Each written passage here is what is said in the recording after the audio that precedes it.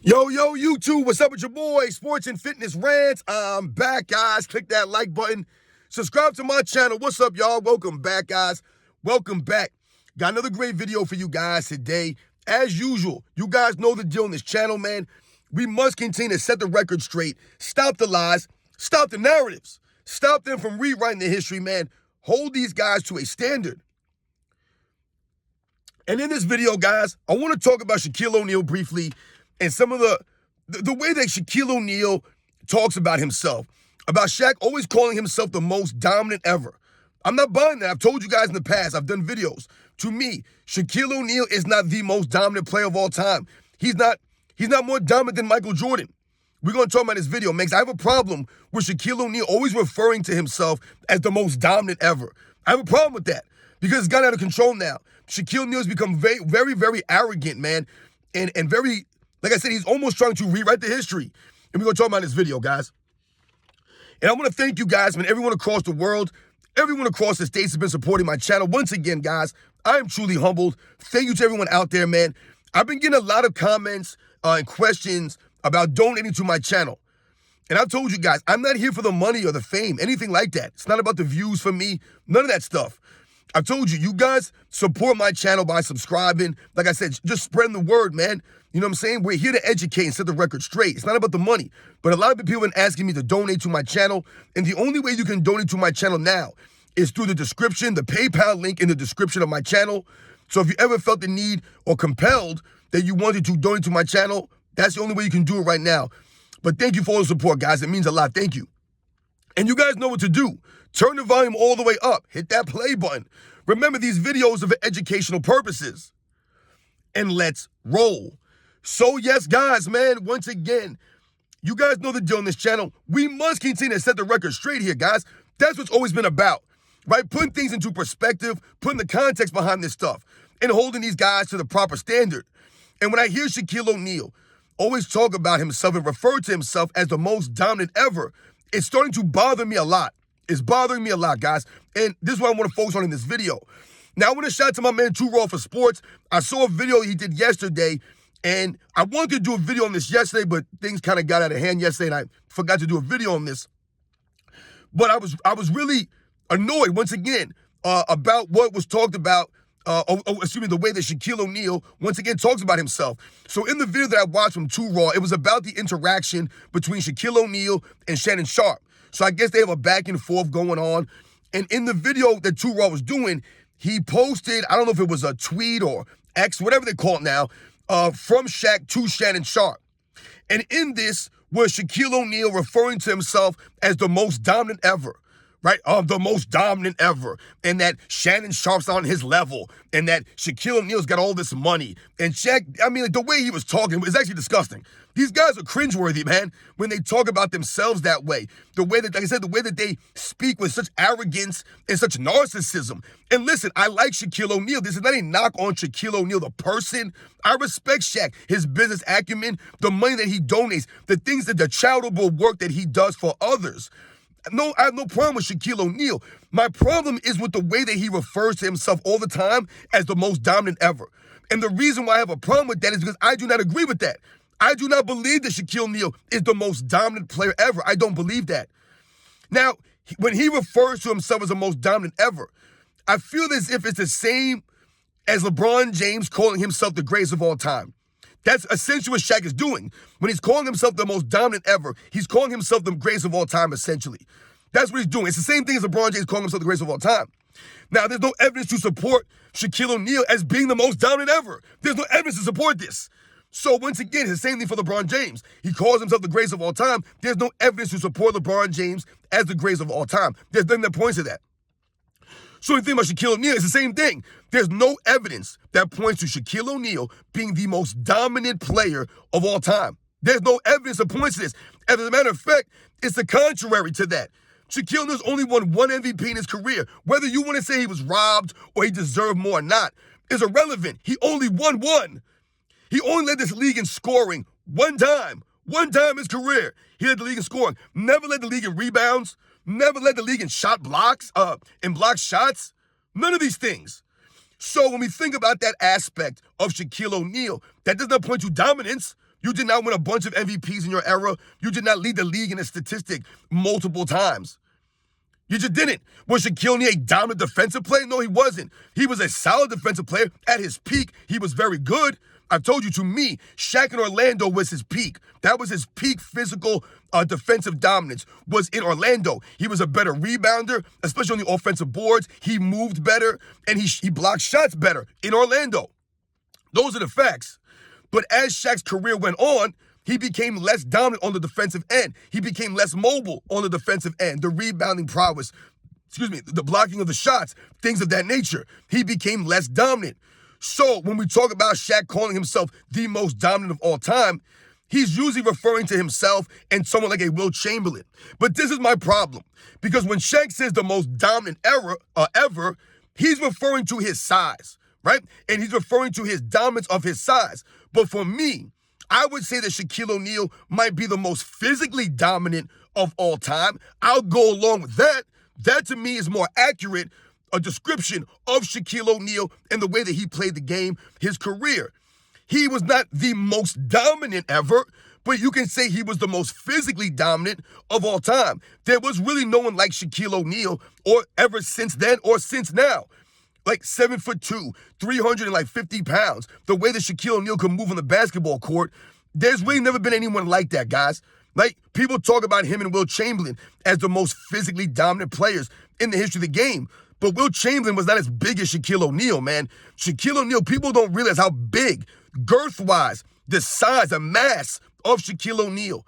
And that was also part of the problem for Shaquille O'Neal, was he could not control his weight. He could not keep himself in the best of shape. And that hindered, and is part of the reason why he's not considered, to me, the most dominant ever. Because dominance has nothing to do with your physical size. That's what Shaquille O'Neal's missing here. When we talk about dominance, the reason why people consider Wilt Chamberlain so dominant, it wasn't just because of his physical size, his stature, but the way he played the game. The man dominated the boards, right? Dominated the boards. One of the greatest rebounders in the history of the game, if not the greatest rebounder. Shaq's nowhere on that level of a Wilt Chamberlain rebounding prowess. When we think about Wilt Chamberlain's scoring prowess, the dominance of his scoring ability, the impact of it, Shaquille O'Neal can't touch Wilt Chamberlain's 7 straight scoring titles. Can't sniff it. Can't sniff it. So that shows and highlights Wilt Chamberlain being dominant. Wilt Chamberlain led the NBA in assists. A lot of people forget. Shaquille O'Neal would never sniff that. So when we think about the dominance, the overall dominance of Wilt Chamberlain, it was there. He was physically dominant, but he also dominated points, rebounds. He has 4 MVPs. Shaquille O'Neal has 1. Once again, not saying that Shaquille O'Neal, didn't deserve more than 1 MVP, but he only won 1. Wilt Chamberlain won 4, but people treat Wilt Chamberlain as if he's never won an MVP, never led the league in rebounds. The man's like a 10-time rebounding champion or whatever it is. That's dominance. That's dominance. Yes, Wilt Chamberlain only won 2 championships in his career, but 2 champions is pretty damn good in the era that he played in. All right? Once again, being dominant, Wilt Chamberlain. Now, when we think about Shaquille O'Neal and we think about dominance, to me, Michael Jordan is more dominant than Shaquille O'Neal ever was. Ever was. And Michael Jordan doesn't have the physical stature of a Shaquille O'Neal. And that's why I say, for me, if Shaq said I'm the most physically dominant player of all time, the most physically dominant, I would go along with that. I'll agree with that. Because physically, no one's been able to be as physically dominant as Shaquille O'Neal was in his peak from about 1996 to about 2003, 2004, somewhere around there, that 6, 7, 8-year window. Shaquille O'Neal was at his peak, his prime, his absolute best. He was very physically dominant, especially those first couple years in LA when he got a little bit bigger. He was just bullying guys out there. So I would agree that he was maybe the most physically dominant. But when you talk about when he says the word dominant, I'm the most dominant player ever. I'm the most dominant, big man of all time. No, you're not. You're not. You didn't dominate Hakeem Olajuwon. You did not. Right? So when we think about the dominance, once again, this exposes Shaquille O'Neal and the era he played in. When Shaquille O'Neal became dominant in those early 2000s, what was the other great center he was going against? Tim Duncan's not a center. Kevin Garnett, these guys are not centers. Ben Wallace is 6'8", going against Shaquille O'Neal, undersized. right? And he held his own against Shaq, right? Shaq had problems against guys like Ben Wallace, the Dennis Rodmans of the world, the Karl Malones of the world, guys who are shorter than him but are stout, that are solid defensive players, that are going to make Shaq earn it and work for it. Shaq didn't have many great moves down low. He had a little baby hook. He had the drop step dunk, but he didn't have a wide arsenal of post game, of post moves. So we talk about the dominance of Shaquille O'Neal. Michael Jordan, to me, was much more dominant in his career than Shaq ever was. Way more dominant. Once again, Michael Jordan dominating the statistics, dominating the accolades, right? Winning the MVPs, Defensive Player of the Year, leading the league in scoring, leading the league in steals, winning championships, finals MVPs. These are the facts, guys. Dominating his era of the 90s. Shaquille O'Neal did not dominate like Michael Jordan did. So for him to keep saying that he's the most dominant player ever, it's not right. It's invalid. And for him to even think he's the most dominant big man of all time, once again, that's invalid. Shaquille O'Neal is one of the all-time great centers. No doubt about it. I would probably put him maybe 5 or 6, top 5, or top 6, up there with the Bill Russells, the Wilt Chamberlains, the Kareem Abdul-Jabbars, the Hakeem Olajuwons, the Moses Malones, the George Mikens. All of these guys are in the conversation for greatest center the greatest centers in NBA's history. So Shaq is an all-time great. There's no knock on Shaq once again. But for him to say I'm the most dominant center, or the most dominant big man, or the most dominant player in NBA's history, I have a problem with that because it's not factually correct. Shaq did not dominate the way that he says that he did. See, Shaq's memory of his career, or the way that he likes to remember himself, is not the way it went down in reality. Once again, these guys are trying to bend reality, and Shaq is trying to rewrite history. All right? He talks about, or he knocks guys for winning MVPs, multiple MVPs, because Shaq is salty that he only won one MVP. So he knocks guys like Steve Nash. He knocks someone like a Nikola Jokic, who won 3 MVPs now. And I've agreed, I've said, to me, Nikola Jokic does not win 3 MVPs in the 90s or the 80s. I don't believe he wins 3 MVPs in some of these other eras. This era's been exposed. But at the same time, he earned those MVPs legit. They're legit MVPs that he earned in this era. Shaq could feel a certain way about these things, but once again, this doesn't take away from Shaq's greatness that he only won 1 MVP, because that's not what it's all about. What that points to is the greatness of Shaquille O'Neal's era. The years, the guys that he played against. Shaq came in 1992 draft, guys, the 92-93 season.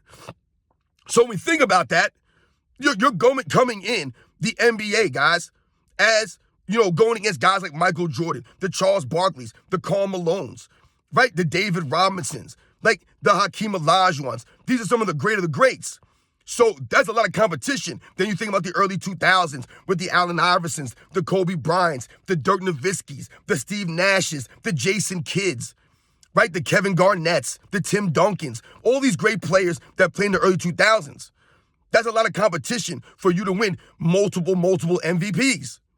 Also, this goes to Shaq underachieving in his career. To me, Shaquille O'Neal is an underachiever.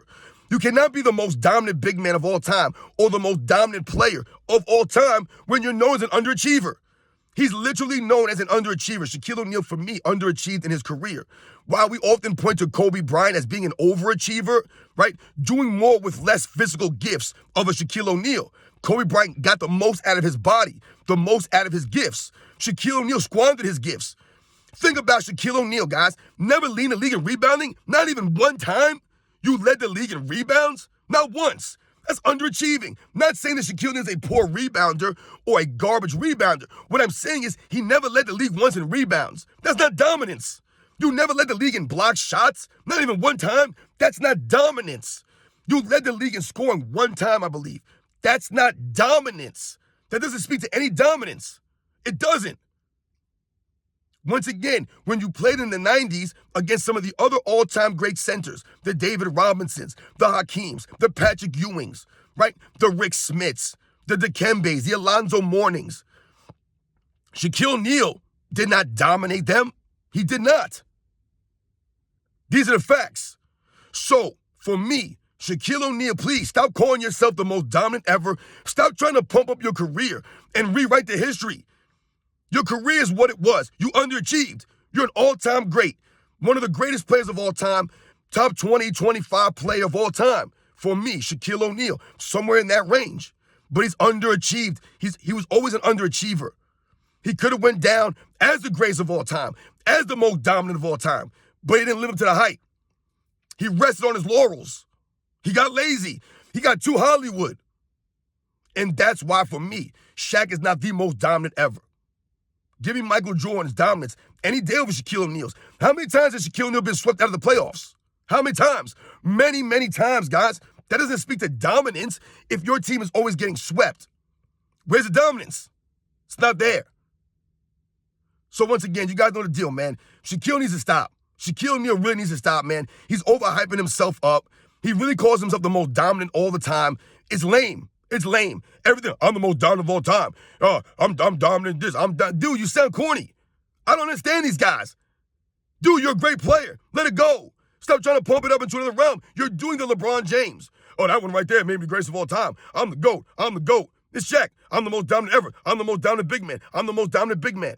But you couldn't rebound with a lick. You didn't play no defense with a lick like that. One MVP trophy. No Defensive Player of the Year awards. No true leadership from Shaquille O'Neal. No work ethic from Shaquille O'Neal like that. He was just getting by on his physical gifts, man.